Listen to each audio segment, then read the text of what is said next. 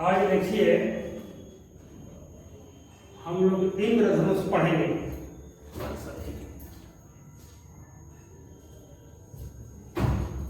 आज हम लोग इंद्रधनुष पढ़ेंगे, इसके बाद हम प्रकाश का प्रकीर्णन पढ़ेंगे और तब रैले का नियम पढ़ेंगे। तो इंद्रधनुष को बड़ा कौतूहल चीज है। इंद्रधनुष अक्सर आप कब देखते होंगे? बारिश नहीं होता है, चाहे अगल बगल कहीं बारिश नहीं होता है तो आप इंद्रधनुष नहीं देखते हैं। जाड़ा के दिन में, गर्मी के दिनों में आप इंद्रधनुष कभी नहीं देख सकते, उसको आप लोग कभी नहीं देख सकते हैं। अच्छा, ऐसी बात क्या है कि आखिर सवाल उठता है इंद्रधनुष हम कब देखते हैं? देखिए, इंद्रधनुष बाबू हम वर्षा के दिनों में देखते हैं। क्या होता है? वर्षा के दिनों में हम देखते हैं। और वर्षा के दिनों में कैसे देखते हैं, कब दिखाई पड़ता है? वर्षा के दिन भी होता है तो प्रत्येक दिन इंद्रधनुष नहीं दिखाई देता है, कुछ संयोग बनता है, कुछ प्राकृतिक घटनाएं होती है। लेकिन उस प्राकृतिक घटनाएं में फिजिक्स का नियम भी क्या होता है? समाहित होता है। उसमें सब पर हम विचार करेंगे।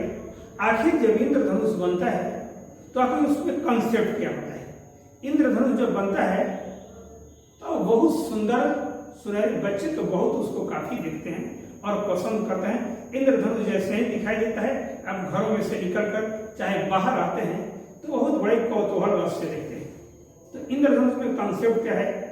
तो इंद्रधनुष में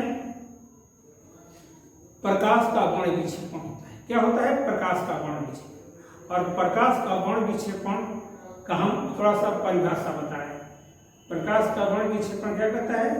जब श्वेत प्रकाश की किरण किसी प्रिज्म से होकर गुजरती है तो वह 7 विभिन्न रंगों में बढ़ जाते हैं, जैसे लाल, बैंगनी, नीला, हरा इत्यादि। पीला जो है, नारंगी है, सब 7 रंगों में बढ़ जाती है। जब श्वेत प्रकाश की किरण किसी प्रिज्म से होकर गुजरती है और बाहर की ओर निकलती है तो वह 7 रंगों में बढ़ जाती है। और 7 रंगों को देखने के लिए, प्राप्त करने के लिए क्या कहते हैं? जब बाहर जो किरण निकलती है उसके पथ में जब हम सफेद पर्दा रख देते हैं तो उस पर्दे पर एक 7 रंग की पट्टी प्राप्त होती है। उस 7 रंग की पट्टी को हम क्या कहते हैं? स्पेक्ट्रम कहते हैं। तो यहाँ 2 बात सामने है। इंद्रधनुष में प्रकाश का वर्ण विक्षेपण होगा, वर्ण विक्षेपण के चलते स्पेक्ट्रम का निर्माण होगा। जस्ट वही है प्रिज्म वाला जो, वही इंद्रधनुष में क्या होता है? प्रकाश का वर्ण विक्षेपण होता है और प्रकाश के वर्ण विक्षेपण के कारण स्पेक्ट्रम दिखाई देता है आकाश में। आकाश में क्या दिखाई देता है? स्पेक्ट्रम दिखाई देता है। और उसी स्पेक्ट्रम के सहारे हम क्या कहते हैं? इंद्रधनुष कहते हैं। अब देखिए, तो आप ये बात समझ में आ गया। और इसको समझने के बाद आप तो कहिएगा कि सर जब हम प्रिज्म निकालते हैं, प्रिज्म से प्रकाश निकालते हैं तो उसके सामने हम पर्दा रख देते हैं, तब हमको 7 रंगों की पट्टी प्राप्त होगी। आसमान में हम पर्दा कहाँ से लाएंगे? आसमान में पर्दा कहाँ से लाया जाएगा? उसको कैसे देखा जाएगा? सारा कारण बताया जाएगा। पहले इतनी तो बात हो गई। तो अब देखो इंद्रधनुष का निर्माण कैसे होता है। इंद्रधनुष हमेशा समझिए इस तरह उत्तर से दक्षिण की तरफ दिखाई देता है। उत्तर से चांद चलेगा और दक्षिण, चाहे दक्षिण से चलेगा उत्तर। एक कंसेप्ट है पूरब से पश्चिम और पश्चिम से पूरब कभी भी इंद्रधनुष की कल्पना नहीं होगा। मान लिया जाए ये पश्चिम है और पश्चिम से पूरब हम चलेंगे तो इस तरह का चाप नहीं होगा। चाप कैसे होगा? उत्तर से दक्षिण और दक्षिण से उत्तर। इसलिए नहीं होगा कि सूर्य हमेशा उगता है पूरब की तरफ और डूबता है पश्चिम की तरफ। जब सूर्य पूरब की तरफ रहेगा तो इंद्रधनुष पश्चिम की तरफ दिखाई देगा और सूर्य पश्चिम की तरफ रहेगा हल्का, तब इंद्रधनुष इस तरह का चाप उत्तर से दक्षिण होगा, पूर्वारा छोर पर होगा, और जब पूरब होगा तो इस तरह से होगा कि पश्चिम वाला छोर पर उत्तर से दक्षिण होगा। इतना हो गया। अब इतना जानकारी हो गई, तब कैसे दर्शक को दिखाई देता है। देखो, अब पहले ये समझ लो कि आखिर वहां से, तो वहां पर प्रिज्म था, यहां पर क्या होता है, जब सूर्य का प्रकाश वर्षा के दिनों में, जब सूर्य का प्रकाश वर्षा के दिनों में वर्षा के बूंदों पर पड़ता है, वर्षा के बूंदों पर पड़ता है, तो प्रकाश का वर्ण विक्षेपण की क्रिया होता है। जब दर्शक का पीठ सूर्य की तरफ होता है, दर्शक का पीठ किधर होगा, जो देखता है इंद्रधनुष, उसका पीठ हमेशा क्या होगा, सूर्य की तरफ होगा। दर्शक का पीठ सूर्य की तरफ होगा तो आकाश में एक 7 रंगों वाली रंगीन चापें दिखाई देती है। क्या होती है, एक चमकीली 7 रंगों वाली रंगीन चापें दिखाई देती है। उस रंगीन चाप को हम इंद्रधनुष कहते हैं। और इंद्रधनुष दो तरफ से दो होता है, एक इंद्रधनुष, एक देखो ऐसे हो गया चाप, ये सपोज दैट उत्तर से दक्षिण है, ये इस तरह चाप हो गया। ये सकेंद्रीय चाप होता है। क्या होता है, सकेंद्रीय। एक चाप, ये चाप क्या हो गया, अंदर वाला हो गया, और ये क्या हो गया, चाप बाहर वाला हो गया। अंदर वाले चाप से जो, इसी में क्या होता है, 7 रंग होता है। क्या होता है, इसी में क्या होता है, 7 रंग होता है। और यहां पर भी क्या होता है, 7 रंग होता है। माने सप्तरंगी भी कहते हैं ना, सप्तरंगी रंगीन पट्टी ये हो गई, और इसमें भी 7 रंगों की रंगीन पट्टी हो गई। जो अंदर वाला होता है उसको प्राथमिक इंद्रधनुष, और जो बाहर वाला होता है उसको हम द्वितीयक इंद्रधनुष, इसको हम क्या कहते हैं, द्वितीयक इंद्रधनुष, माने सेकेंडरी रेनबो। और इसको क्या कहते हैं, प्राथमिक इंद्रधनुष, प्राथमिक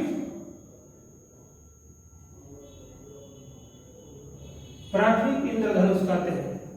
तो प्राथमिक इंद्रधनुष छोटा होता है और द्वितीयक इंद्रधनुष बड़ा होता है। इसकी पहचान है, प्राथमिक इंद्रधनुष अधिक चमकीला होता है और द्वितीयक इंद्रधनुष क्या होता है, कम चमकीला। फिर ध्यान से सुनो, जब सूर्य का प्रकाश वर्षा के दिनों में, वर्षा के बूंद, एक बात बताना थोड़ा भूल है, वहां हम कहे थे ना कि पर्दा कहां से आएगी।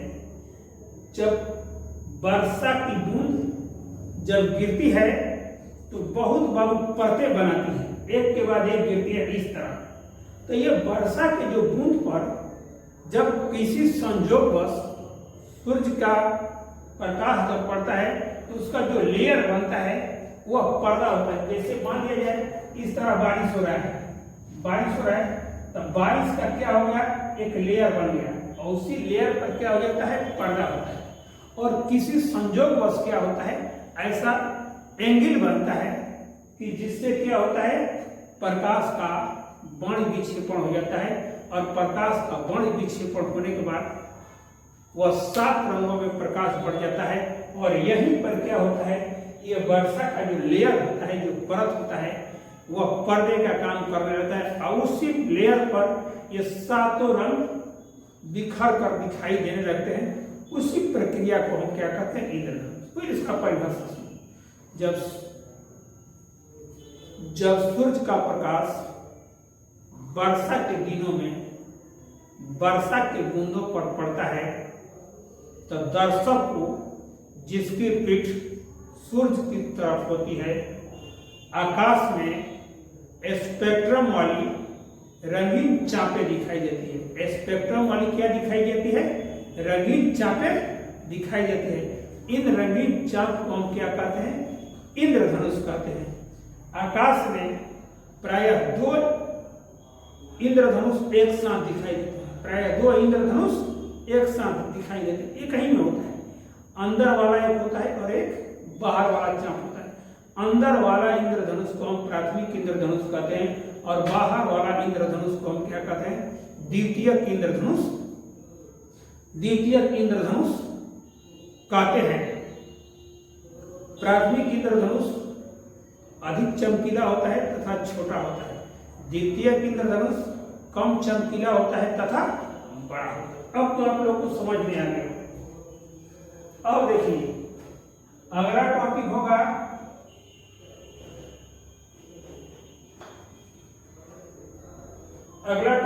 प्रकाश का प्रकीर्णन। प्रकीर्णन का अर्थ होता है कोई चीज आ रहा है उसको बिखेर देना। विकीर्ण जिसको कहा जाता है, प्रकीर्ण शब्द और विकीर्णन एक ही चीज है। या तो विकीर्ण कहते हैं और चाहे उसको क्या कहते हैं? प्रकीर्णन कहते हैं। अब देखिए कैसे होता है।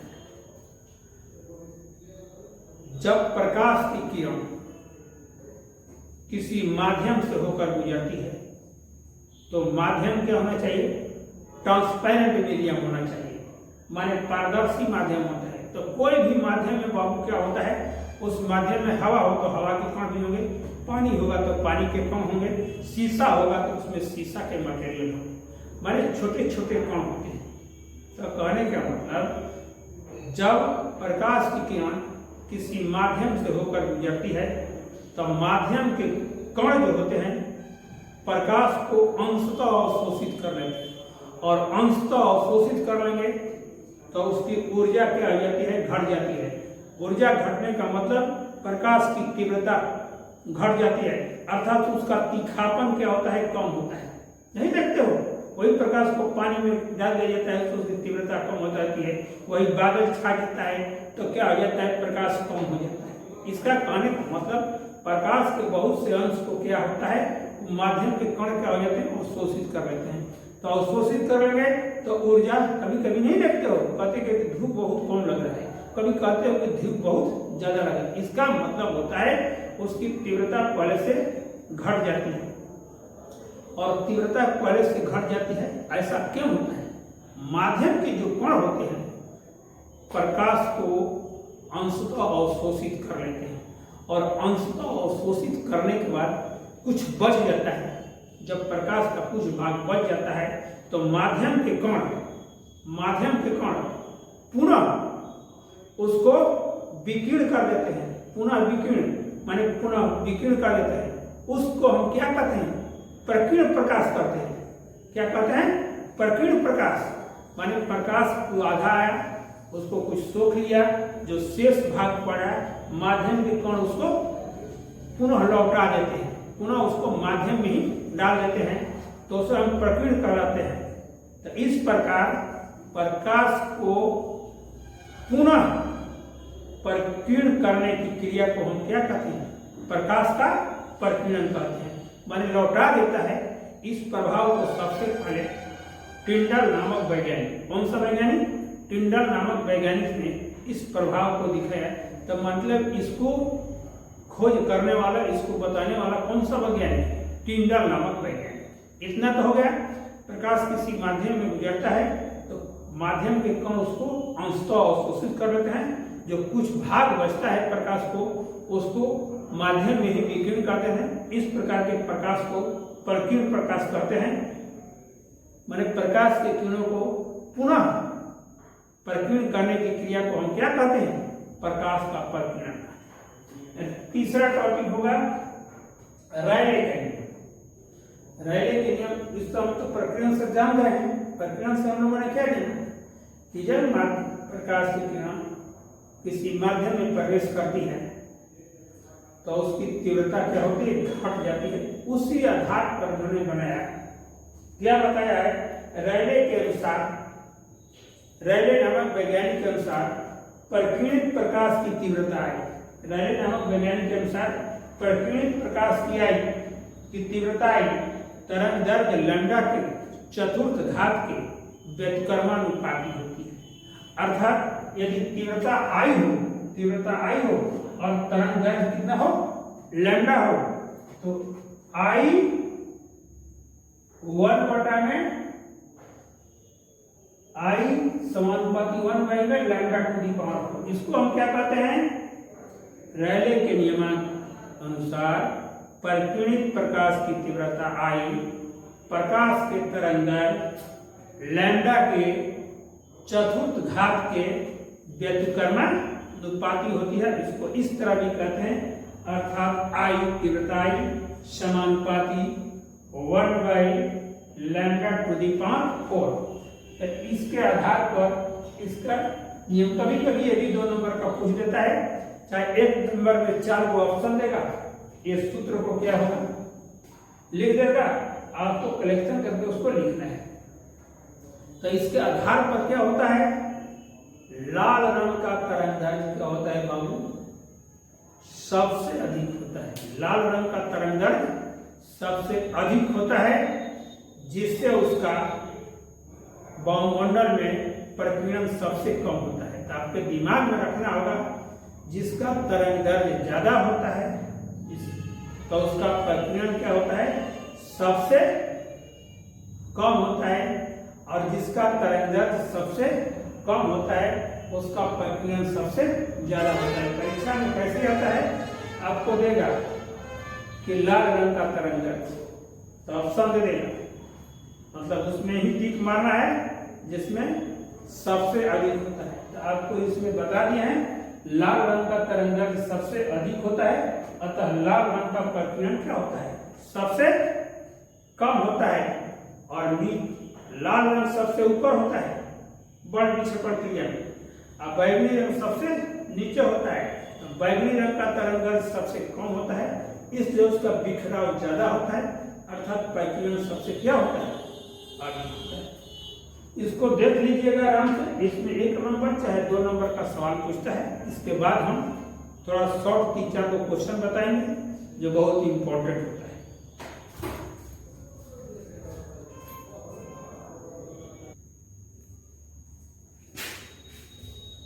अब देखिए, ये इसमें 3 गो प्रश्न दिया गया है।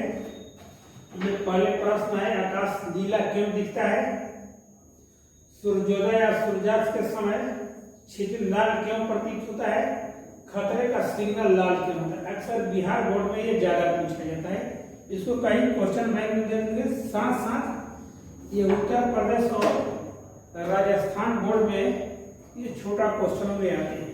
तो पहला नंबर क्वेश्चन है, आकाश नीला क्यों दिखता है। तब कॉन्सेप्ट पर हमारे लाल रंग का सबसे ऊपर लाल होता है, सबसे ऊपर क्या होता है, लाल होता है बाबू, सबसे ऊपर क्या होता है, लाल होता है, और नीचे होता है बैंगनी, और लगभग इसके ये पहला हो गया, 7वां हो गया, ये हो गया इंडिगो होता है, तब नीला होता है ब्लू, ब्लू का नंबर होता है 5वां। अब ध्यान दीजिए कि कंसेप्ट पर आइए, थोड़ा प्राकृतिक नियम भी होता है, कैसे होता है, लाल रंग का तरंगदैर्घ्य अधिक होता है, उसका बिखराव क्या होता है, कम होता है।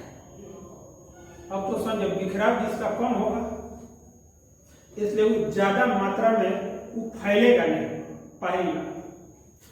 और बैगनी रंग का बिखराव, बैगनी सबसे नीचे होता है, बैगनी रंग का तरंगदैर्घ्य सबसे ज्यादा हो, नहीं, बैगनी रंग का तरंगदैर्घ्य सबसे कम होता है, और बैगनी रंग का तरंगदैर्घ्य सबसे कम हो जाता है, तो इसका प्रकीर्णन माने आकाश में बिखराव इसका सबसे ज्यादा होता है।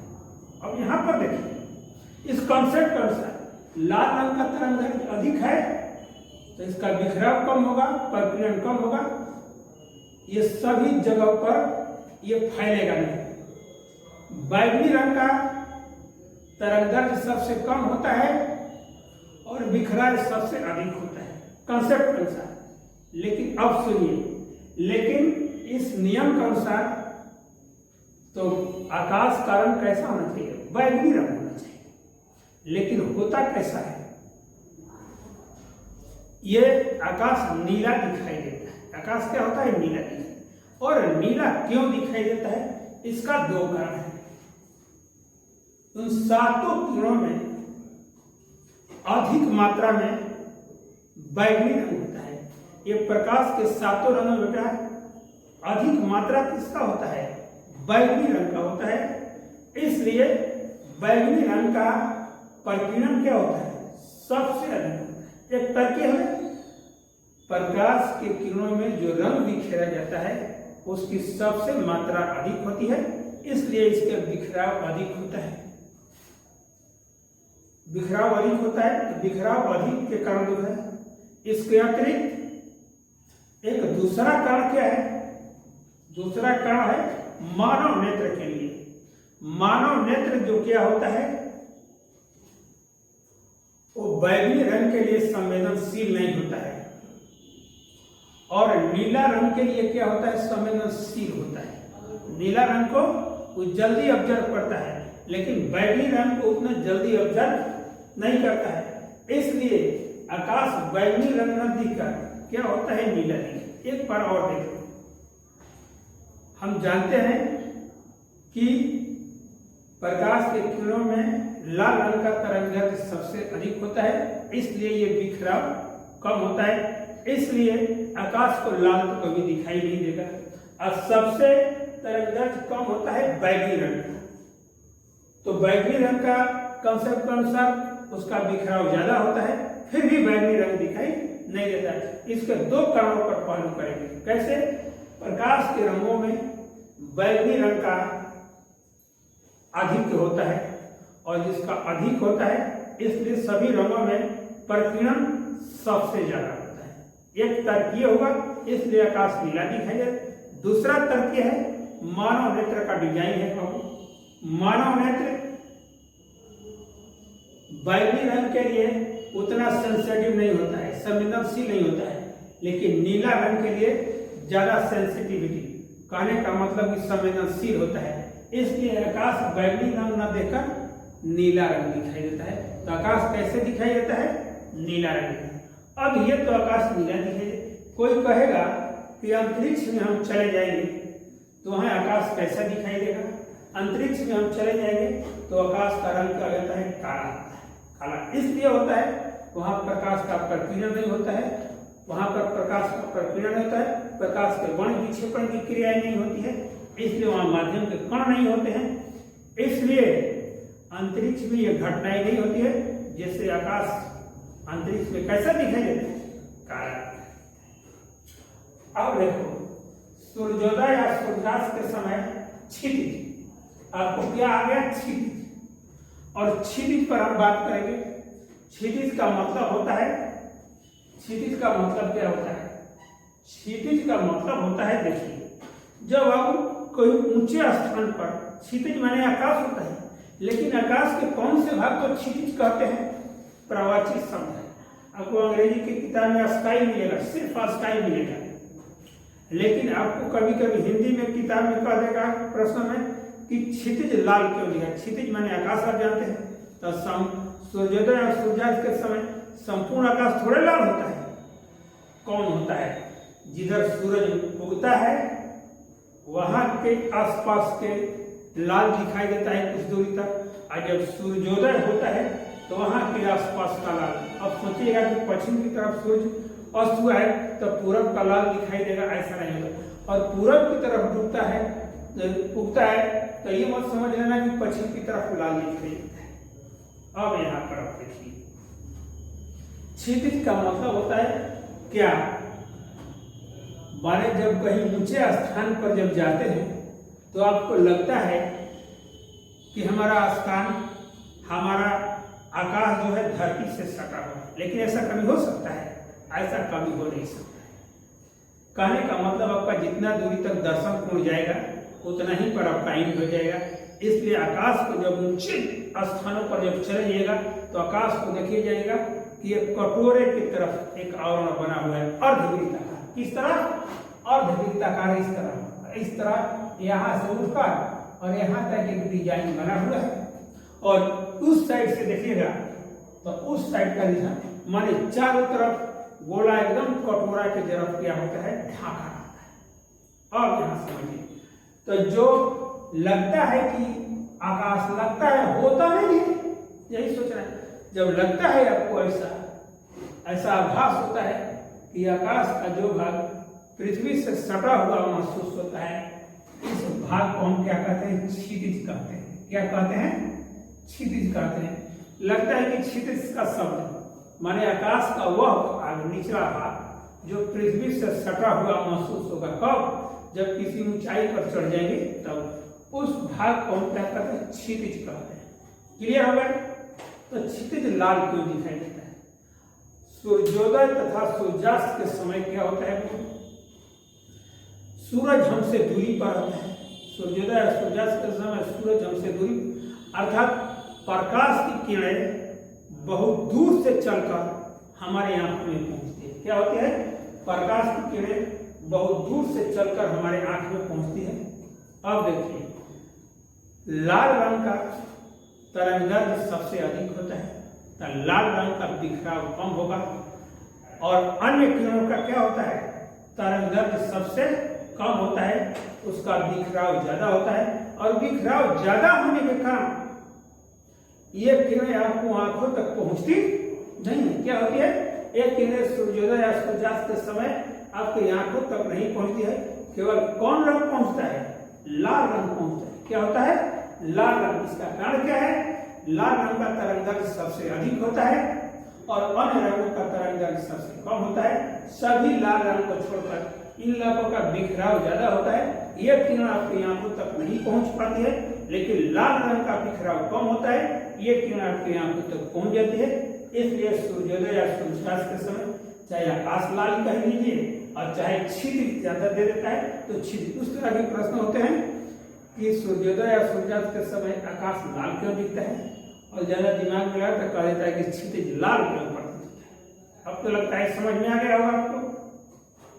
अगला सवाल है कि खतरे का सिग्नल लाल क्यों होता है। ये सब कोई जानता है, खतरे का सिग्नल क्या होता है, लाल होता है। इसका कारण क्या है, लाल रंग का बाबू तरंगदैर्घ्य जो होता है अन्य रंगों से क्या होता है, अधिक होता है। क्या होता है, अन्य रंगों से अधिक होता है, और अन्य रंगों से अधिक होने के कारण उसका प्रकीर्णन बहुत कम होता है, अर्थात उसका बिखराव का बहुत कम होता है। अन्य रंग क्या होते हैं, बिखर जाते हैं। इसलिए ये जो लाल रंग का सिग्नल हमको दूर से ही दिखाई दे देता है। क्या होता है, दूर से ही दिखाई दे देता है। इसलिए खतरे का, कहीं भी खतरे का जहां पर सिग्नल होता है वो लाल रंग का घेरा बना दे, चाहे लाल रंग वहां पर रख दिया जाता है और चाहे लाल रंग का वहां पर सिग्नल लगा दिया जाता है, ताकि मनुष्य को समझ में आ जाए कि ये खतरे का निशान है। इसलिए आप आराम से समझिए गए कि खतरे का चिन्ह लाल होता है, क्योंकि उसका लाल रंग का तरंगदैर्घ्य अधिक होता है, उसका बिखराव कम होता है, ये लाल रंग दूर से ही दिखाई देता है। इसलिए खतरे का सिग्नल क्या होता है। ये तीनों क्वेश्चन को जरूर याद कर लीजिएगा, ये जरूर परीक्षा में आता है, अगर क्वेश्चन बैंक में देख लीजिएगा।